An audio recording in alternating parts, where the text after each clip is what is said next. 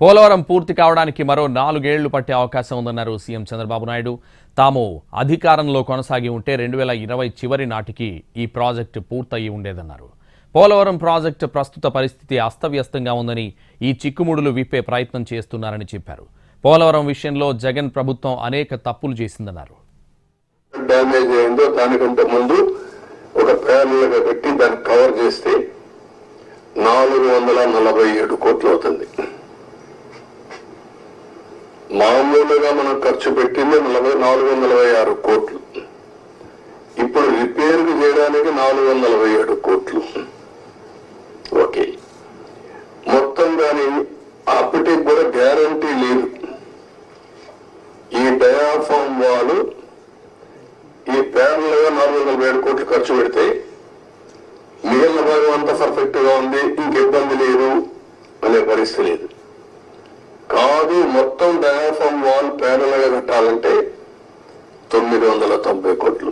ఆ రోజు కానీ కంటిన్యూ ఉంటే 2020 ఎండులో పూర్తి అయిపోయింది ప్రాజెక్ట్. ఈ రోజు 5 ఏళ్ళు అయిపోయింది. ఇప్పుడు ఎప్పుడు అవుతుందంటే 4 సీజన్లు కావాలంటున్నారు మినిమం. 4 సీజన్లు అంటే 4 ఏళ్ళు. అన్ని సవ్యంగా జరిగితే మళ్ళా అప్పర్ కాఫర్ డ్యామ్ లేదు, లోయర్ కాఫర్ డ్యామ్ లేదు, గైడ్ బండ్ ప్లస్ గ్యాప్ 1 సగం కొట్టుకొని వెళ్ళిపోయింది. ఒకటి కాదు, అస్తవ్యస్తమైన పరిస్థితి. ప్రాజెక్టు కొట్టుకుని రివర్స్ టెంపరింగ్ కాఫర్ డ్యామ్ ని ఫిలప్ చేయడం కోసం క్లియర్ గా కట్టి ఆ 1 మంత్ లో ఈ ఏజెన్సీలు మార్చకపోతే అయిపోయింది. రావడం సేమ్ డే ఏజెన్సీలు మార్చేశారు. ఆ ఏజెన్సీ రెస్పాన్సిబిలిటీ ఆ సీజన్ లో చేసే రెస్పాన్సిబిలిటీ అని చెప్పారు.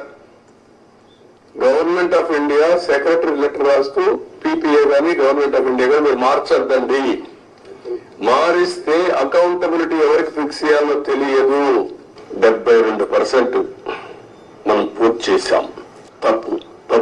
తప్పు కాదు, తప్పు కంటే కూడా ఒక శాపంగా మార్చేశారు ఈ రాష్ట్రానికి. మామూలు కాదు ఇది, క్షమించరాని నేరం కూడా.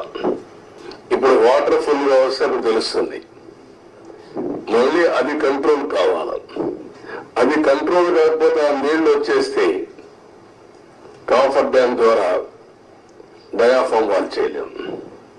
దీన్ని లిఫ్ట్ చేయాలంటే ఇంకొక ప్రమాదం. వచ్చిన వాటర్ అంతా లిఫ్ట్ చేయాలంటే దానికి డబుల్ ఎక్స్పెండిచర్. మళ్ళీ ఎంత కాంప్లికేట్ చేయాలో అంత కాంప్లికేట్ చేశారు. ఎన్ని చిక్కుముడులు వేయాలో అన్ని చిక్కుముడులు వేశారు ప్రాజెక్ట్ ని.